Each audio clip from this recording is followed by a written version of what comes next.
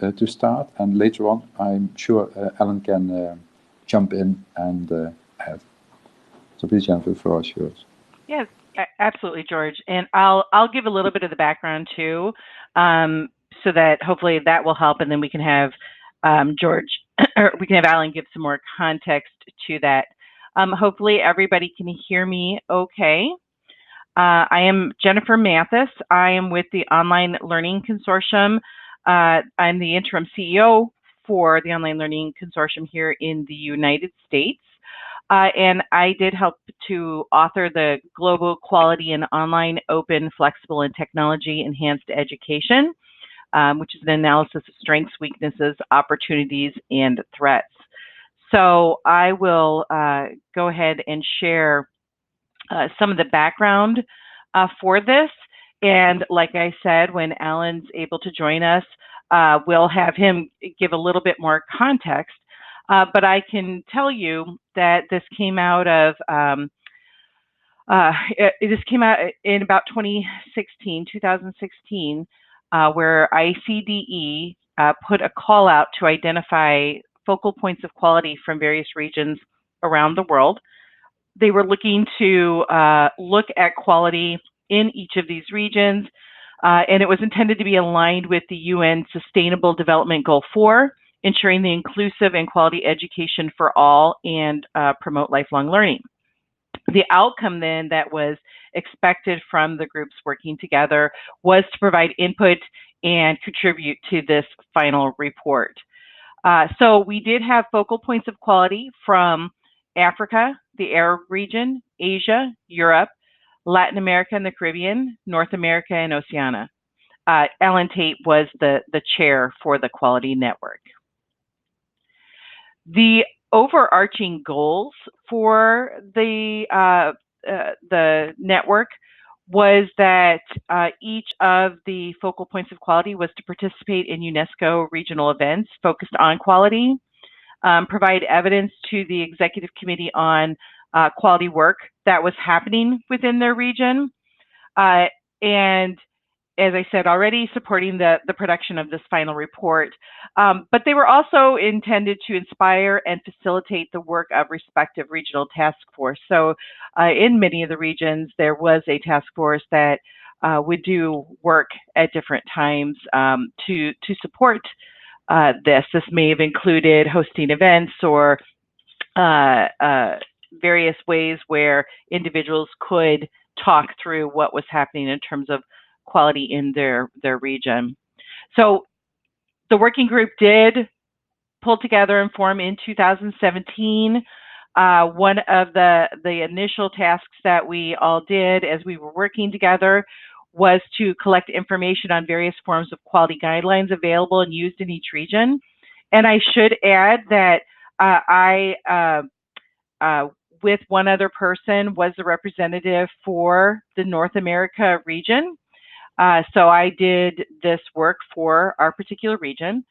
We did, each of the focal points of quality conducted a SWOT analysis, a strengths, weaknesses, opportunities, and threats analysis. This actually was done differently within each region. There were some who did a survey. There may have been focus groups. There may have been a review of the literature that occurred as a part of this, but we each obtained this information in different ways to identify what those different strengths, weaknesses, opportunities, and threats were within our own region. And then we brought it back to the group, and on one of our webinar calls, we would share the results of what we had found. We also later compiled this information as we were, and analyzed it as we were, as the report was being prepared. And you can see the results of the SWOT analysis in the appendix for the report. So each region's report is included in there. So I was going to share a few of the regional highlights as part of what I'm discussing. And I won't get into the Europe report as much, since we do have George on the call who will get into that. But some of the highlights that were identified as as we were analyzing the reports. For example, in Africa, it was identified that open and distance learning really are the most widespread forms of distance learning throughout that region. They have some good quality assurance frameworks that they use within the subregions, but they have a need to adopt resources at the national level that they can then use in the accreditation process. They also identified that online and flexible learning options were introduced recently. While these can offer more flexibility to learners, the nature of the technology also provides more opportunities for cheating, which can be difficult to get under control without implementing costly deterrents. And they also are anticipating that they're going to see growth in these areas. So some good information about what is happening in Africa. In the Arab regions, they're seeing an increased emphasis by governmental entities on innovation. The countries that were included in the Arab region are very diverse in terms of the challenges being faced. And what they found was that in some areas, there's limited availability related to the digital infrastructure. They may have low penetration in terms of internet availability, and cost for connecting to the internet may be very high.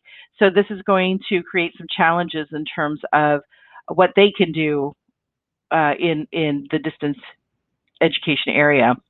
In other areas of the Arab region, they also identified that some of the modalities, that there's still a perception that some of the modalities are inferior to traditional methods. So they're working through some of those concerns. There's also an issue related to a lack of quality standards in the Arab region related to open, online, flexible, or technology-enhanced education. So where they have standards in place, there's a problem in that they tend to follow some of the more traditional standards for campus modes that have limited flexibility. And they also identified that they have a need for faculty development to assist in creating an understanding of roles and teaching styles in an online learning classroom. Some examples in Asia, they have recognized that there is a strategic role for open and distance learning in many Asian countries. However, there are still issues related to perception of these modalities as being substandard to traditional higher education. Many institutions do use some form of internal quality assurance models to address those concerns. And they've also had individual institutions that have developed quality assurance manuals for the overall implementation and assessment of quality. So a big problem in Asia is that there is a need to develop a common quality assurance instrument for online learning, and they have existing government quality assurance frameworks, but they may not be specifically addressing online learning, which is a problem for them. They also are finding that in Asia, the online and distance learning universities are threatened by a lack of quality that is found in some universities that are allowed, that have permission to offer courses in that modality, but don't have the expertise. So their lack of quality is impacting that overall perception that is seen throughout Asia. Moving on to Latin America and the Caribbean, we have that same perception issue that exists in other parts of the world, where distance and online education is often seen as being inferior to the traditional methods. And their concern there is that the perception may be a result of the poor quality international programs, an absence of policies related to these types of programs, and limited laws to regulate the delivery mode. They also have some questions potentially about the academic rigor that is included in these programs. Where they do have certification programs for quality and distance learning, they focus more on achievement rather than improvement. So North America, where I'm from, online and distance learning continues to grow. And we have much research here in the United States that supports that online and distance learning is growing throughout the region, and that there's a potential for it to continue growing into the future. We also have a number of quality frameworks within the U.S. that are available to review the course quality as well as overall program quality for online learning. One of the issues that we do have, though, is that we don't have an industry standard, so there is no consistency in terms of what quality means, because we have several frameworks that could be used. And the learning modalities that may be used, so if you're teaching in distance education, these are reviewed through our accreditation processes, but there aren't always good guidelines that can be used on how distance learning should be implemented. In addition, how this is organized at universities can be very different, which creates other issues in terms of standards and consistencies. And thank you. I see somebody just added to the chat the quality scorecard suite, which you can absolutely access and download free from that website. So another challenge we have here in North America region is focused around faculty needs. So you heard this with other regions as well, but the need for faculty development that can cultivate that expertise to design and teach in these different modalities is critical here. We do have a lot of people who will teach in a distance education modality who is very good teaching in a traditional format, but doesn't understand what they need to do to teach in an online format. So they're not always as successful. But there's also a lack of buy-in from faculty that we continue to see in the North America region. And so there are definitely some opportunities that as we are able to implement more of the quality standards will help to improve the perception and help with the overall experience. In Oceania, there currently exists a large number of quality frameworks, just like in the North America region, and those are focused there in or on open and distance learning. Many universities also have their own quality models to support their distance and online program, but there's still a need to provide assistance to those institutions in developing countries to create standards that are focused on quality. So, Alan, I see you're here, and I can keep going, or if you want to jump in and add anything, happy to have you say a few words, and however you want to proceed.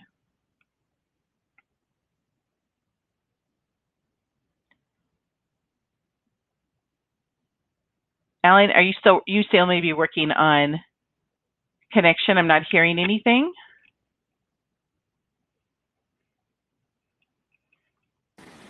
I think if you can have Alan. Did we lose him? We lost him. I'll keep going. How's that? Okay, please do, Jennifer. Thank you.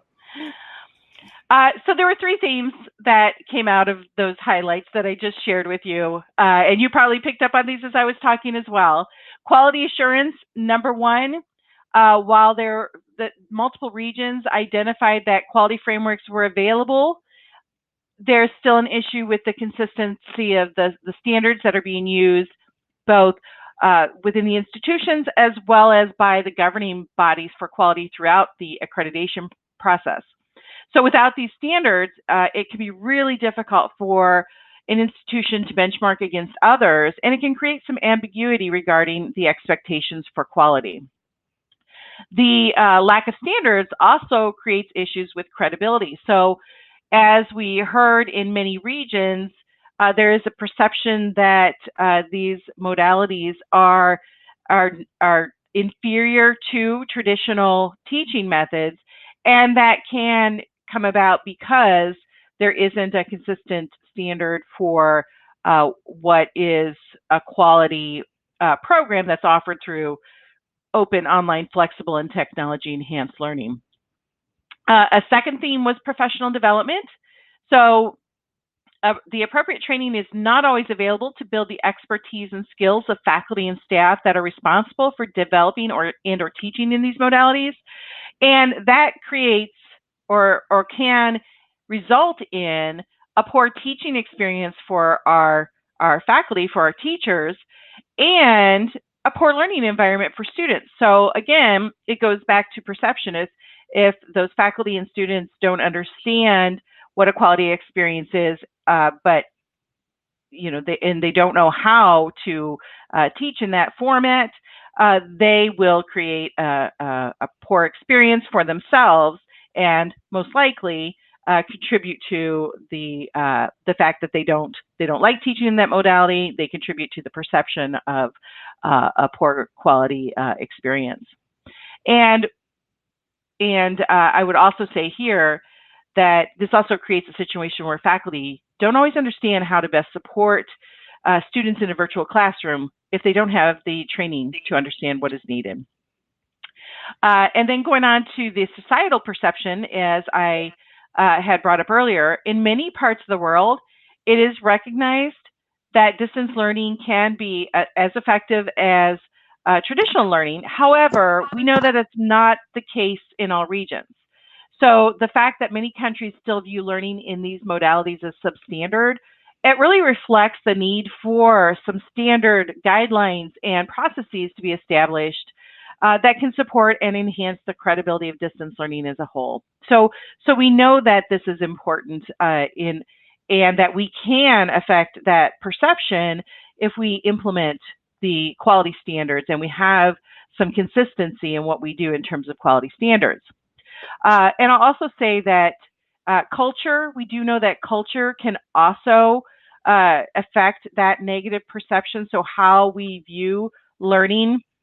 So overcoming that particular viewpoint can definitely be a little bit more challenging, and it's really going to require support from higher levels in the university as well as government bodies to help encourage the use of these modalities that can help us overcome some of these negative perceptions. Some of the conclusions that we identified from within the report, I've mentioned this a couple of times, but growth in these areas is just going to continue, and we know that there are definitely opportunities for more over time.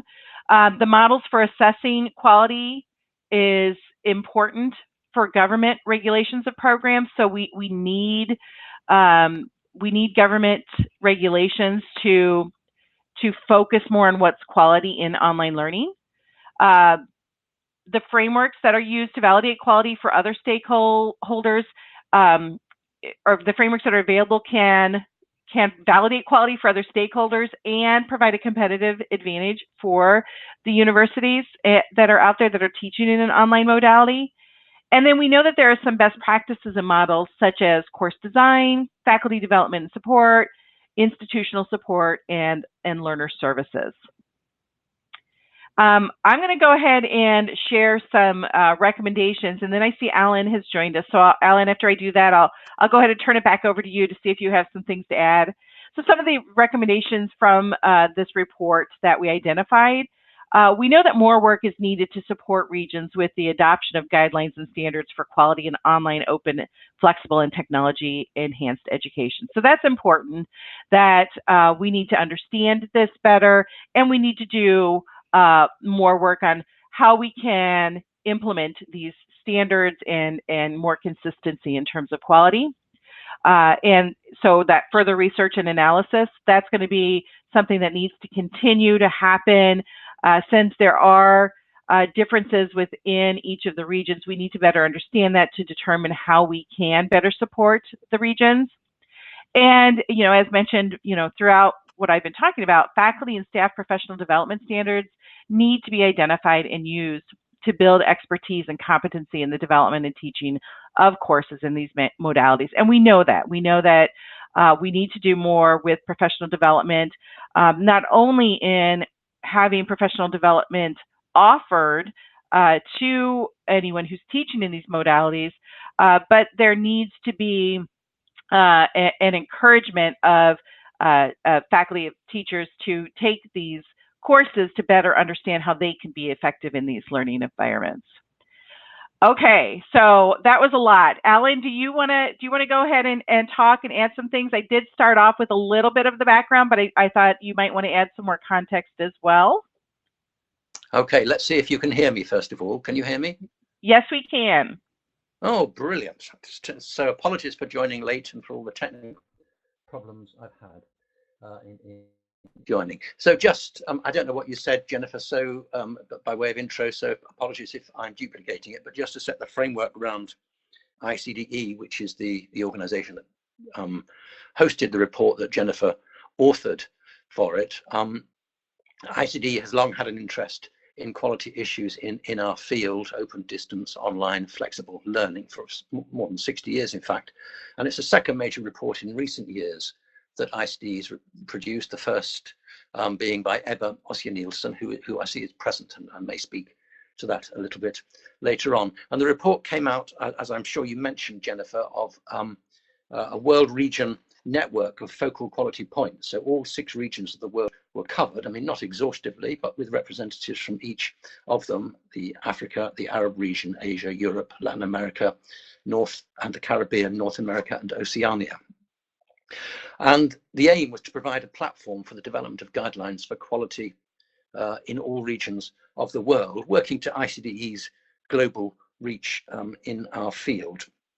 So the report was, the work was undertaken by all the 6 focal quality points using a SWOT analysis, coming up with very different issues, as I'm sure Jennifer has set out this afternoon already. And the quality network we've just agreed at ICDE's World Conference in Dublin is going to come back to life next year, and it's going to readdress developments in quality assurance and quality enhancement in our field in the future. So we're looking forward to starting work again under the leadership of our new Secretary General, Torun Jælsvik. So, and ICDE is, I must say, very grateful to Jennifer for doing all the work in putting this, what I hope and believe is an authoritative report together. And I know it will be of interest to colleagues in the EADTU network, with EADTU's very strong presence in the quality field itself, in particular in the European region. So that will do by way of framing from me, Jennifer, and I'm sure other colleagues will want to discuss the report as you have set out. Thank you. And I went through some of the highlights from this report. So, George, I don't know if we want to do questions now or if we save them for the end. No, I think it's appropriate to have the questions now, so people can put forward questions in the chat.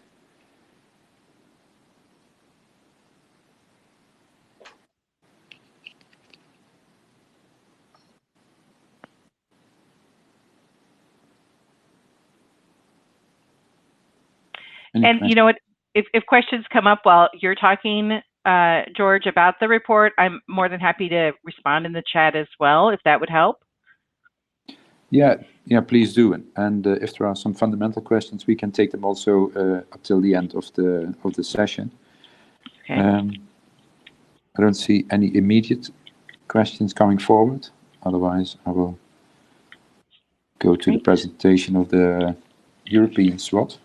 So I think, Bo, you can upload the presentation if you...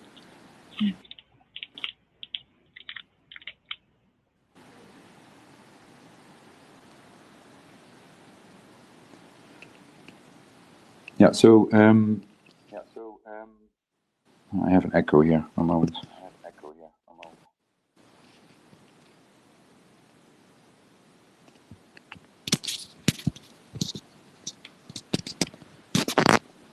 I hope you can hear me now.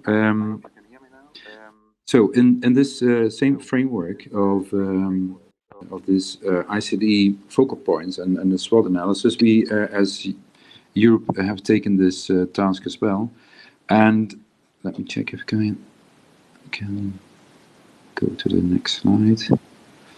Yeah, and we in Europe had specifically taken the task of combining with 3 action lines.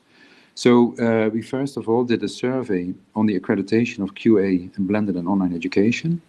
That was on request of our members, as still some members had difficulties in the accreditation process of online education. So then I'm talking about European countries. We did an EADTU ENQA, so the European Network for Quality Assurance Agencies, peer learning activity on QA in blended and online education. And we did a report on the changing pedagogical landscape, which has a dedicated chapter on quality assurance. We combined this also for the SWOT analysis, and we start with the survey on accreditation of online education. We have done in Europe an exercise with a survey with 15 countries, in which we specifically looked at the national frameworks and regulations, the institutional developments in universities, and current practices. And we had responses from 18 universities, as are listed here, and the end results were presented at the European Parliament Cult Committee. I'm not going to go through all the questions that we put forward, but only some fundamental ones. So one of the fundamental questions is online and distance education recognized by your national legislative and regulatory frameworks? On this question, only half of the respondents indicated that half of the respondents indicated that no, there are no specific legislation regulations referring to online and distance education, which sounds a bit alarming. But on the other hand, we see that in all countries in Europe, there is online and blended education. So we can also conclude that legal frameworks that are currently in place are largely permissive of introduction of digital education. On the other hand, it also forces universities that are working with innovation education to work within the limits of what is accepted and recognized. So even if there are options for developing online and blended education, it's still within the boundaries of what is allowed. It doesn't say anything about how far innovation could optimally be taken further when frameworks and regulations are broadened and adapted. If we look at the second fundamental question is, does quality assurance agencies adopt specific criteria for blended online or distance teaching courses in your courses or program? Here you see that 2/3, or 72% actually, of the agencies is not familiar with ICT-based modes of teaching and learning. That doesn't mean that they are not looking into this. This is mostly covered by bringing experts on quality in online and blended education in the review team. So that is at this moment the method mostly used, by bringing experts and cover this in dialogue. But in the criteria, it is in the majority not included to look into online education. When we asked a bigger group of universities about the main challenges on quality and blended online education, we made a short list, quite a long list, I believe, of elements that are to be the main challenges. And in summary, that is that there is a missing of governmental and European strategies and frameworks for innovation in education. Institutional strategies are missing, and there's a need for a change of a mindset, so openness for doing education differently. There's missing of pedagogical models and design. There's expertise needed for this, but also to further organize staff support and student support in new modes of teaching. Including blended education in the quality frameworks is a challenge. The funding of innovation, so mostly funding is about the bachelor, master, the research, but not for innovation, as innovation is part of risk taking. There is no dedicated funding for this. Increased workload. Actually, this is one indicated by staff very often as a problem. And the institutional evaluation, research, and innovation is challenging, but necessary to prove on what innovations are actually making a difference, have the biggest impact. Okay, so I've just, maybe hard to read, but if you look at the slides later on, you can check them. We have made the SWOT analysis here in an overview, and you see here on the positive side there are several strengths, and especially at university level, you can see that there is already strong presence of learning environments and digital technologies in European universities. The universities also represent many good practices already in blended teaching and learning. The MOOC movement certainly has helped to broaden the awareness and acceptance of online education and so on. At the positive side of quality agencies, we see that, for example, the widely referred standards and guidelines for quality assurance are the perfect vehicle and framework for adopting new criteria and indicators that are related to online education.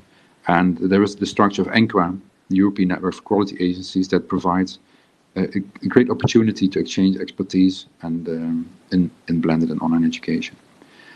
On the side of the weaknesses at university level, we see that in many universities the leadership still doesn't develop innovative policies and strategies in the framework of innovating education. It's often left to enthusiasts within the organization or to some departments with some enthusiasts who are working on innovation, but it's not a strategy yet. Blended and online teaching and learning is developed incrementally, not systematically. So, and often the use of ICT-based modes of teaching and learning and innovation is only based on the commitment of individuals. If I go to the second slide, here you have some strengths mentioned. Well, continuation of strengths. I want to go to the opportunities, where we see that the MOOC movement has given the MOOC platforms the vehicle to further contribute to online education, and we see more and more that universities are connecting with MOOC platforms to provide online education. And we expect also that the requests for accreditation of online study programs will grow and therefore offer a broader demand and a drive to include online education in the quality systems. As threats, we indicated that funding per student for higher education is decreasing, which is not very helpful in the sense for having funding for innovation, and there are weak governmental strategies. Based on these challenges and this SWOT, we have put forward several of these issues to the peer learning activity that we organized with ENQA. And in this peer learning activity, we had representation of 18 universities and some 12 quality assurance agencies, some umbrella organizations for universities and governments. And this was a perfect setting to have stakeholders think together about how to further innovate education and what role we can play in this. First of all, we need to explain why online education is so important. Well, for degree education, it is enhancing the quality of campus-based education by adding new modes of teaching. For continuing education, it's about the scalability and flexibility of offerings for continuing education, and then it's supporting, of course, open education. The aim was to set the next steps in the development of quality blended degree and online continuing education, have a dialogue, create a dialogue between universities, government, QA agencies and students, and identify the roles, the challenges, the needs, experience and expertise of all stakeholders and how we can contribute together in connection and dialogue to further innovating education. The results of this is a set of ways forward. At institutional level, we identified that we need to empower teaching staff by offering them continuous education and further uptaking skills needed for providing digital education. We need to develop multimedia labs to support staff. Further, we have to learning support staff and course design teams, exchange good practices, also in peer groups within the institution, but also between institutions. It's about evaluation and research on the design and implementation, so focus on that, make resources available for evaluation and research, also to test what is working on innovating education, what has the biggest impact, and continue in that, and also integrate the student support in the design of courses. So this is all coming from this peer learning activity, so bringing all these stakeholders together, and this is what they listed.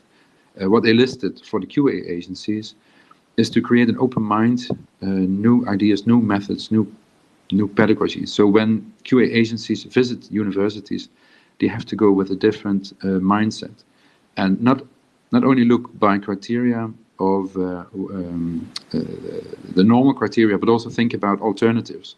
So what is offered as an alternative if it is not present in the university as it is normally done? Like I always give the example, like looking for examples of physical mobility, then also look how it is done in online by virtual mobility, for example. Develop criteria for assessing innovations, also value innovation in an organization. See the staff learning outcomes and assess if the teaching mode is appropriate. So assess if there is a good balance between face-to-face and blended. You should not organize online education just because it can be done online. It should have an added value and enhance the quality of the program by including online modes of teaching. Evaluate teacher competencies as an important element for offering quality blended online education.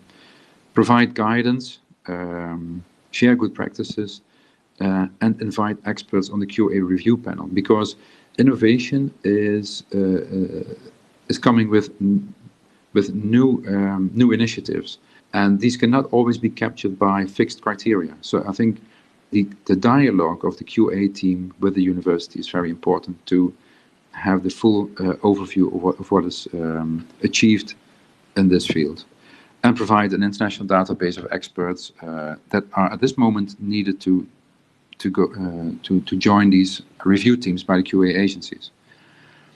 The ways forward at national governmental level is to capture the state of affairs, current needs and opportunities per country, explore, promote the maturity model for blended teaching and learning. Actually, EADTU is strongly involved in this maturity model that is launched just recently. You can find this on our website. It's a maturity model for blended education called Embed. Organize a strategic working group, bring together the experts at national level, and activate continuous innovation by stimulating continuous professional development of staff, stimulate institutional leadership for continuous innovation, and fund research and innovation projects next to bachelor, master, and research as such. At European level, we believe that the European Commission can support innovation education by developing a strategy for digital higher education, support international cooperation, develop country reports, making comparisons possible, and benchmark what countries should have leadership in online and blended education, and give this as an example to other countries by sharing and exchanging good practices, and support further teacher education. In the end, and that was the outcome also, is that we should work towards a dialogue between the institutions, the quality assurance agencies, and the governments at the institutional level on the strategies for digital education, and setting up a quality framework for the quality agencies. It's about adapting and fine-tuning criteria and sharing good practices, and at governmental level, further develop drivers for innovation. Review also the regulatory frameworks, that opening them up for innovation, and look into national strategies. All this to support the further innovation of education, and help the strength and the opportunities that we identified under the SWOT analysis. What EADTU does, as my final slides, EADTU has several initiatives to support universities in further innovating education and assessing the quality. For assessing the quality, we have the excellence instrument. It is probably most of you already know this. It's a benchmarking instrument on improving the e-learning performance for the institution, and we do reviews on this. Actually, we have foreseen in March 2020 an update of this e-excellence instrument based on the latest developments. Next to that, we have the Empower initiative. And in the Empower initiative, we captured 80 experts in the field of innovating education, divided by 12 expert pools from e-assessment to course design. Here you see them all 12. International education. So in all fields you can find here latest information under which also this webinar is organized. I can already announce to you that we will have a 13th field of expertise, which will be artificial intelligence in education, for which we at this moment are working in a task force, and results will be uploaded on this 13th field of expertise beginning next year. Okay, thank you very much so far. I'm going to do my earplugs in again, and I hope that we have already some questions covered by Jennifer. Maybe Jennifer or Ellen, you can indicate some questions by the audience that you would like to reflect on.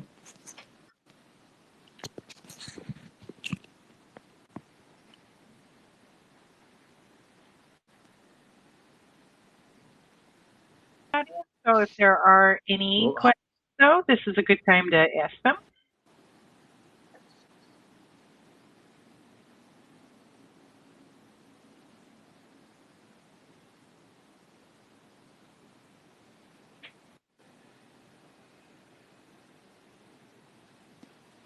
Alan, you want to maybe reflect on the question about the digital literacy? What about digital? Yes, I mean, I guess I'm interested really in colleagues reflecting on the variations around the world regions that Jennifer set out in the report, and where Europe figures in that. What would be the major priorities in this field for the European region, I wonder?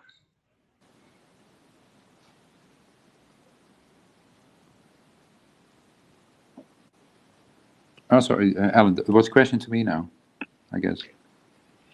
Well, it's a question to you, certainly, George, but maybe other colleagues okay, might respond also.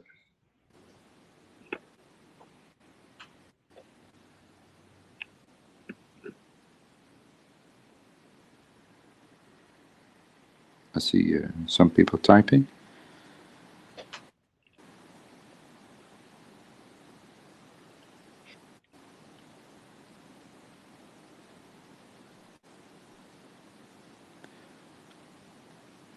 What I and also in the last meeting that we had at the ICDE conference, what was indicated by most regions was still the issue of quality in relation to online education, and being considered as inferior to the traditional modes of teaching.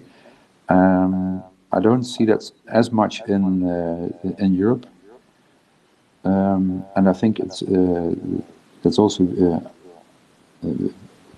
because we have this widely used, and also the system of the open universities as well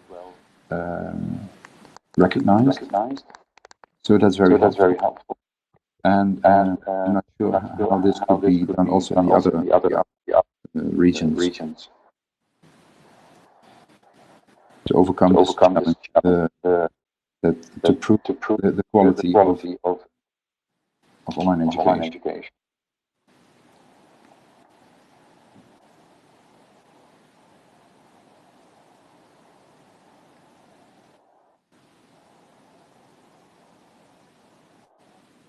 Do you think, Jennifer, Alan, that this can only be covered by using quality instruments to prove the quality, or is it more than that? George, I think that's a great question. I think that's one One thing that we can do to help is by using quality instruments and having some consistency in what the expectations and standards are. You know, I think the other thing is kind of going back to the themes from the report, to be looking at the training, the professional development, making sure that anyone who is teaching in these modalities is getting that appropriate training on how to teach in these modalities, so that, you know, it is seen as it's seen as a credible way to deliver the learning.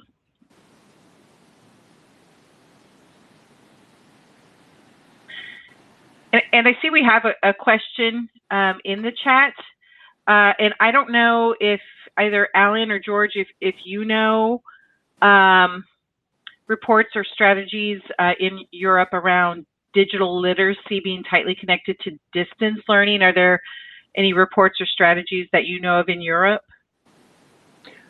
Well, Alan here. I can't think of any to identify immediately. I'm sure they are, because clearly digital literacy, which is a pressing priority in our field of education, but also in more broadly in education as a whole and at all levels, not just in higher education, but also into the school and into the lifelong learning areas, is clearly a crucial enabler for progress to be made in learning and teaching using digital resources.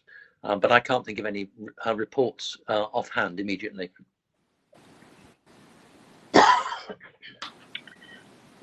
No, it is indeed a concern that is indicated. As long as there is always the alternative of the conventional methods of teaching, people will have access. But of course, with online education, you increase the accessibility. But only this works when people are digitally literate. So it goes hand in hand. And I do not have an example of this being stimulated in a country, but it is certainly addressed as something to be going hand in hand. And I guess, although that in the years to come, digital literacy will be evident when the new generation is growing up with digital methods of living and certain social interaction.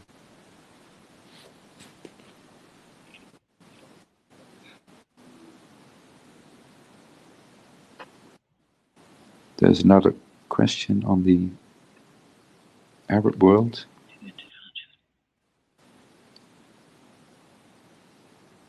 The e-learning maturity model quality framework, how do you intend to address the challenges in e-learning as the scale and complexity of different tech and pedagogical models grows?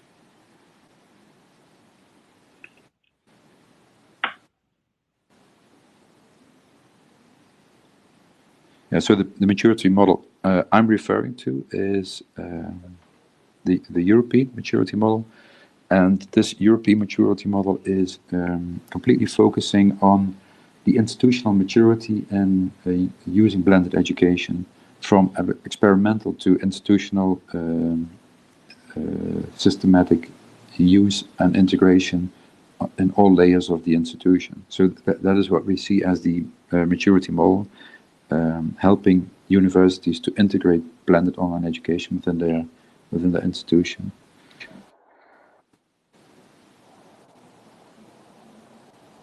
In the distance education center of Latvia, we have translated. Oh yeah, that's the accent again.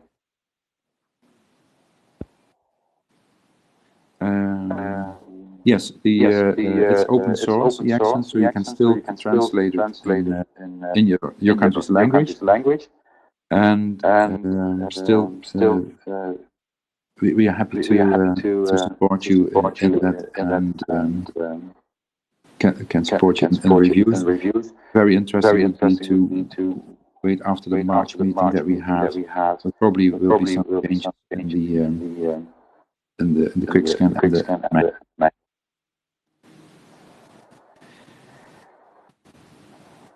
Yeah, there is a reference to the maturity model of embed.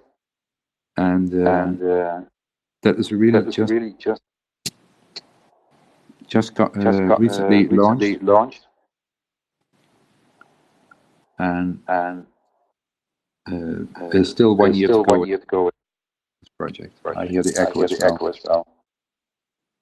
So I guess the microphones are open.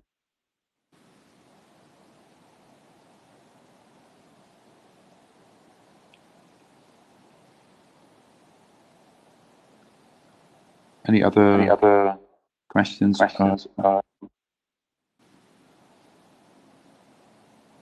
the global level or European level? Or examples that you like to share? Are there a regional pattern? Maybe the speakers have to close the microphone. I hear the echo.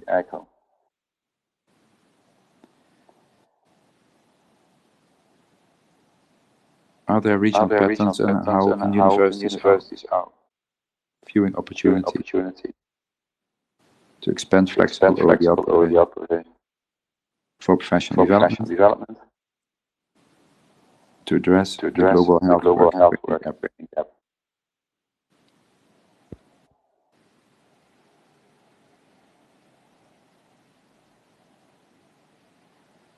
Yeah. Bo, can you close the microphones? I hear the echo.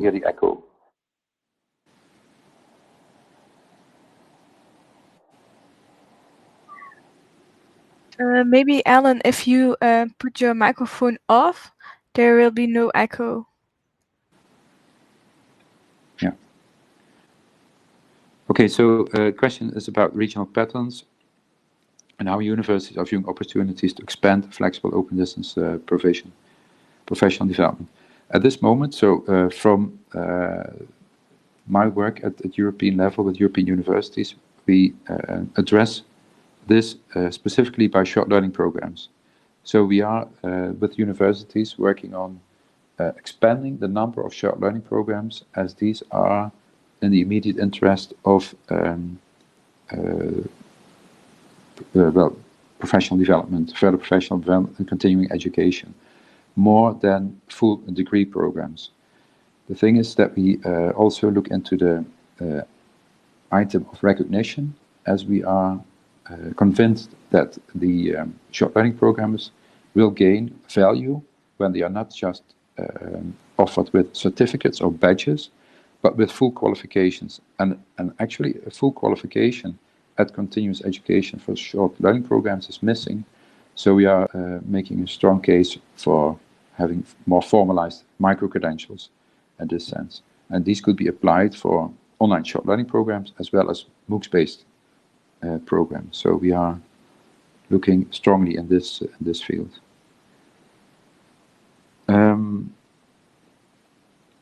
Then maybe for Jennifer, a question, what are the largest differences between the regions besides the different context? I guess, Ebba, that's for Jennifer. Yes, Ebba, thank you for that question. I would say that the largest differences as we were looking through the SWOT analyses is just the maturity level of where each of the regions is in terms of implementing these different modalities. So some are much more advanced than others.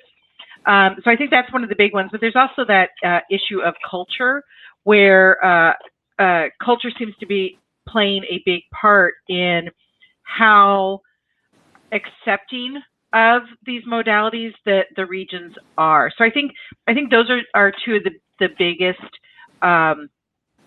differences when you see this, and you know where they are in terms of maturity with implementing these models definitely plays a part in the issues they may be facing, the perceptions of and acceptance of the models, the understanding of what best practices are and using those best practices, and knowing where to go to for information in order to establish quality in their programs.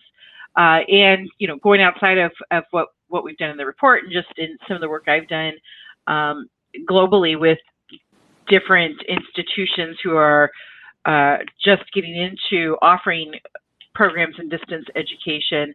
I will say that the training that is available in new regions that are newer to these modalities, they're really lacking in any training, or it's very they don't understand and don't have the expertise to really prepare people. So they're looking to other regions of the world in many cases to better understand what it is they need to offer so that they can create a better learning experience for the students. Thank you very much, Jennifer. We have time for one more question.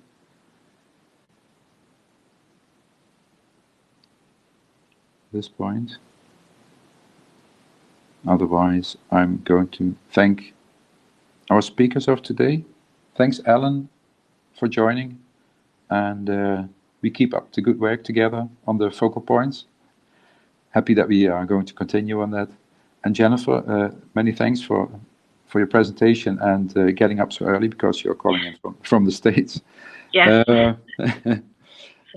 Let me just announce to you for tomorrow. We have, yeah, there it is. We have 2 presentations foreseen. One on quality assurance strategies in distance education by the Atlantic Open University, by Lampros Tsiknas. And secondly, about equal opportunities for all by Tarja Ladonlahti from Jyväskylä University in Finland. So we certainly hope you can join tomorrow as well. And thanks for joining us today also. Goodbye.